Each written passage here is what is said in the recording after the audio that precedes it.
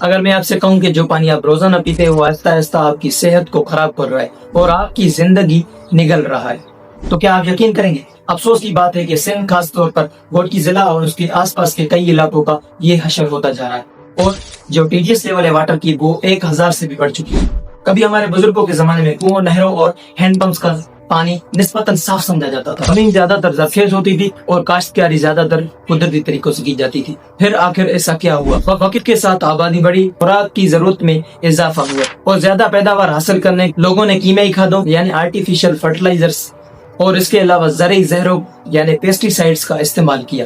جب کسان فصلوں پر یہ زہریلی ادویات یا کھاد کا استعمال کرتے ہیں تو ان کا کچھ حصہ فصل میں جذب ہو جاتا ہے اور باقی کا حصہ پانی کے ذریعے جو ہمارا پینے والا پانی ہے اس تک پہنچ جاتا ہے، تو یہ پینے والے پانی کو زیادہ خراب کر دیتا ہے۔ دوسری بڑی وجہ صنعتی آلودگی۔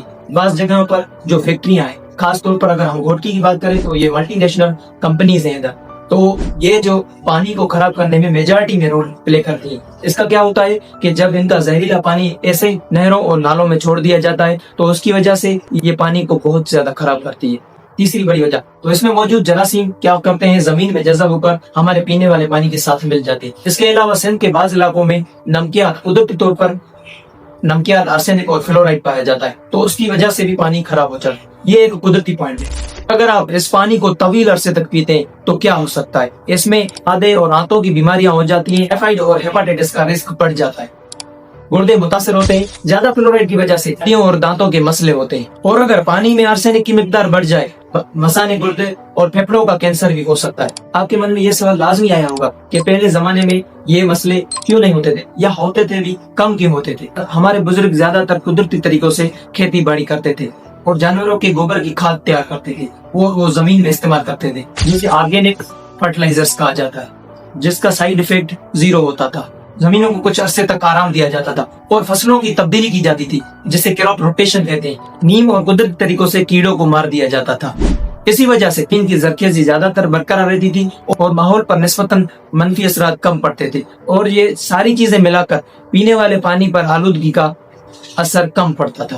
اگر آپ اور ہم چاہتے ہیں ہماری آنے والی نسلیں صاف پانی پئیں اور ہم بھی اچھی زندگی گزاریں تو ان کیمیائی کھادوں اور زرعی ادویات کا استعمال کم کرنا ہوگا۔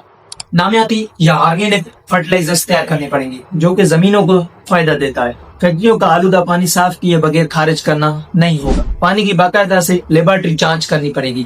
سمپلی آپ یہ کام ٹی ڈی ایس کی مدد سے آپ اپنے گھر میں بھی کر سکتے ہیں۔ ٹی ڈی ایس میٹر ایک ڈیوائس ہوتی ہے جو کہ آپ کو بتاتی ہے کہ آپ کے پانی میں موجود سالیوٹس کتنے ہیں یا ٹوٹل جو ڈیزالوڈ سالڈس ہیں وہ کتنے ہیں۔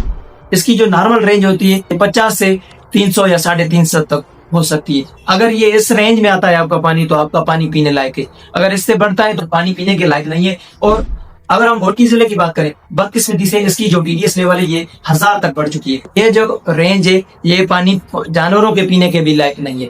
اس کے علاوہ حکومت کو چاہیے کہ جب تک یہ پانی کا ایشو کمپلیٹلی ریزالو ہو جائے تب تک ہر جگہ پر آر او پلانٹ کا انعقاد کرنا چاہیے۔ یاد رکھیں زمین ہماری امانت ہے اور پانی ہماری زندگی ہے۔ آج ہم نے اس پر آواز نہیں اٹھائی تو صاف پانی کا ذکر صرف کتابوں میں ہی پڑھیں گے۔ آئیے مل کر اپنے پانی، اپنی زمین اور اپنی زندگی کی حفاظت کریں۔ اور آخر میں ایک چھوٹی سی گزارش ہوگی، یہ میرا اس چینل پر اسپیشل ویڈیو ہے تو کائنڈلی اس چینل کو کیجیے سبسکرائب اور بیل آئیکن کو کیجیے کلک تاکہ ہر آنے والی ویڈیو آپ تک جلد پہنچ جائے، اور ہمارے فیس بک پیج ماجد اسماعیل مہر کو کیجیے فالو۔ تھینک یو، اللہ حافظ۔